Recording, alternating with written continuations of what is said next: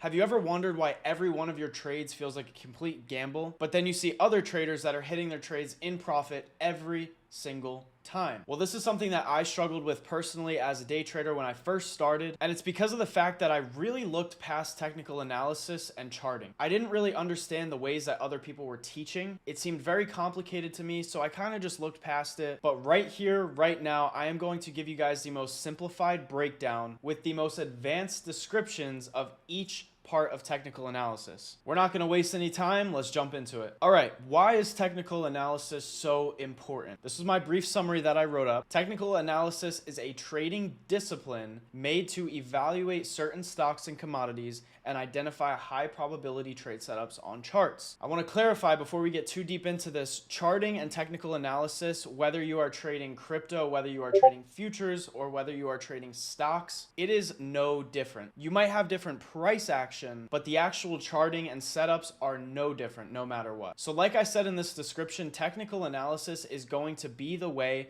that you can go from gambling with super high risk and rarely ever reward to being able to make super informed decisions that pay out almost every single time. This is going to be the most important part of your trading career, and this is not something to look past. Here's the big question. Does technical analysis guarantee a winning trade? If you are the best charter in the entire world, you know how to chart like a boss, you know how to mark out all of your key levels, doesn't matter. You are never going to be able to have a guaranteed winning trade in the stock market. Otherwise, everyone would be filthy rich. At the end of the day, the stock market is set up to make people fail. Every single time a buy or sell order is placed, one person is winning and one person is failing. The winning side takes the profit trade and the losing side dumps out their equity so they don't have any more profit to gain. There will never be any guarantees in the stock market, but you can absolutely mitigate your risk by learning this. The first thing that's most important about technical analysis and charting is candlesticks. You will see something like this when you first open up a TradingView account, and you're probably going to be wondering, what the hell is this? This is probably one of the most simple things to learn. It looks really complicated, but realistically, here's what it is. On the side over here where we see a bullish candlestick that is increasing, that is telling us by that green color that the market is going up. When we see a decreasing bearish candlestick, that red color is telling us that we are pushing down. So we can see on this green candlestick that the open was at the bottom of the candle and it closed at the top of the candle.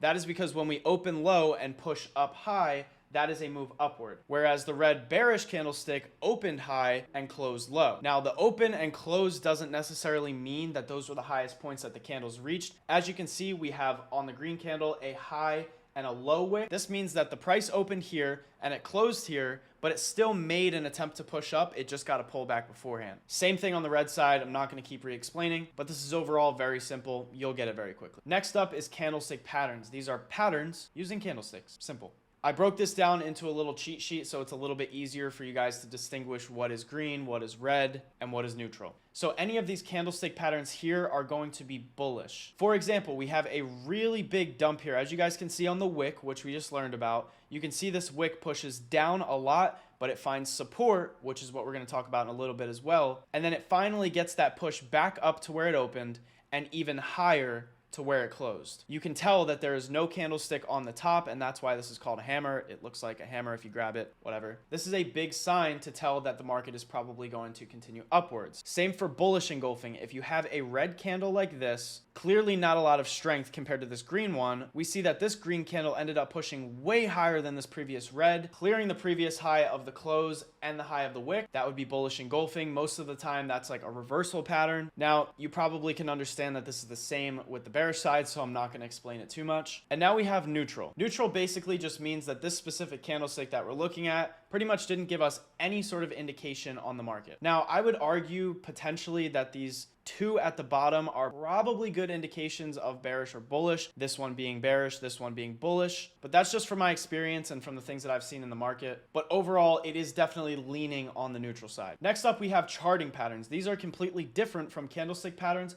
but still use candlesticks. In this picture I have presented to you here, there are no candlesticks. It's just kind of showing a line graph just to make things a little bit easier to visualize. But these are super important things to know. You have a lot of common ones like head and shoulders, double top, triple top, inverse head and shoulders, double bottom, triple bottom, rising wedge, and falling wedge, so on and so forth. There's a lot of different patterns out there.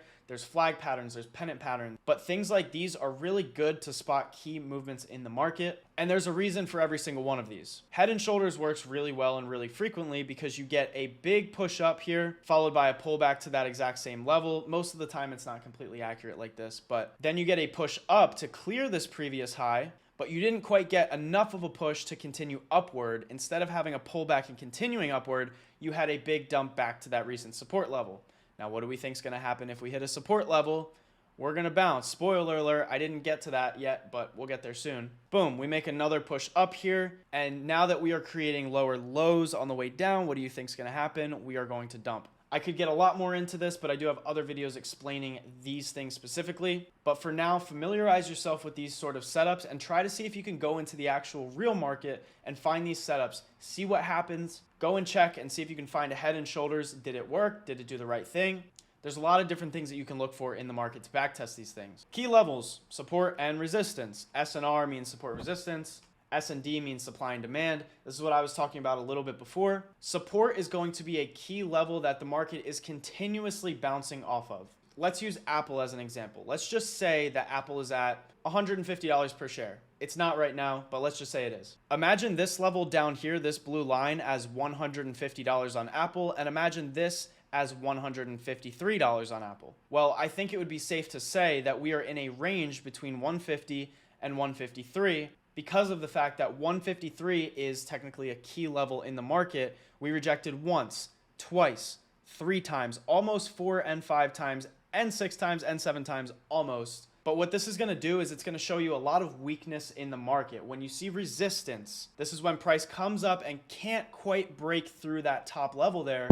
It is resisting off of a certain point for a certain reason. That means there are a lot of people that have sell orders in place, ready to go, and ready to sell at those exact levels. Now, same thing goes for support. Like I said, you are bouncing, almost acting like a trampoline, but at a certain point, if you bounce too hard, you're going to break through that trampoline. That was a really weird example that I just did with my hands, but you get the point. So support and resistance doesn't always mean that you're going to stay within this. You can always break through, but this is just something good to look at. Fair value gaps. These are important. This is going to be one of the last things that I show you guys. Really quickly, before we get through this last part, if you guys want a highly detailed video on this, going even more in depth and explaining way more, showing you real live charting setups, go down below, leave a like, and subscribe, and I will know that you guys want another video. Fair value gaps. A fair value gap is a little bit hard to explain to a beginner, but think of it like this. You're climbing up this mountain, right? You're slowly climbing up this mountain. But the only way to get to the other side of the other cliff is you have to jump down and hit a trampoline. You jump down, hit the trampoline, come back up, and continue on your way. Fair value gaps work almost the exact same way. It is when you see a big flush of either buy or sell orders in the market. This is very unstabilizing for price action. So most of the time when you see a big fair value gap flush, it always has to come up. Now, it might not always fill through that fair value gap like we see here. It didn't quite fill through it, but you will always see an attempt after a big move. Now, indicators. One of the biggest questions I get asked is, Dylan, what indicators do you use? Are they good? Are they going to make me profitable if I use indicators? No. I honestly hardly ever use indicators. I more so look at them just to give myself extra confluence when taking a trade. It is not something that you should rely on whatsoever. It is mainly something that you should use for extra confluence during your trades. Indicators show a lot of different things. Again, if you guys want me to make a video on indicators, I definitely will do that. This might look like a whole bunch of jumble to you, but it is telling me something that the market is possibly going to do. I'm going to let you guys know.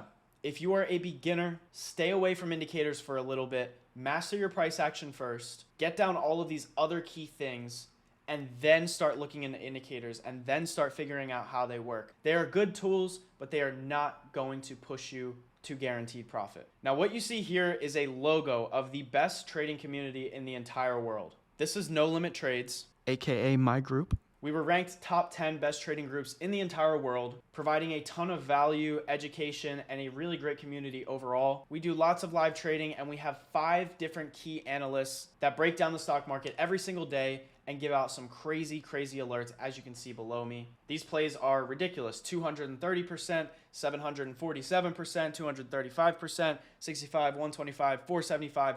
These are some big trades. So if you guys have any interest in joining us, click the link down below and you will be granted a free role in our Discord. Thank you guys so much for watching. I really hope you enjoyed this video and I hope I was able to provide some pretty good value. Again, if you guys have any video recommendations, whether you want to see about indicators, whether you want me to go in more depth about their value gaps and so on and so forth, let me know exactly what you guys want and I will always deliver. I hope you guys have the best trading week of your entire lives. Let's fucking kill it. Peace out, boys.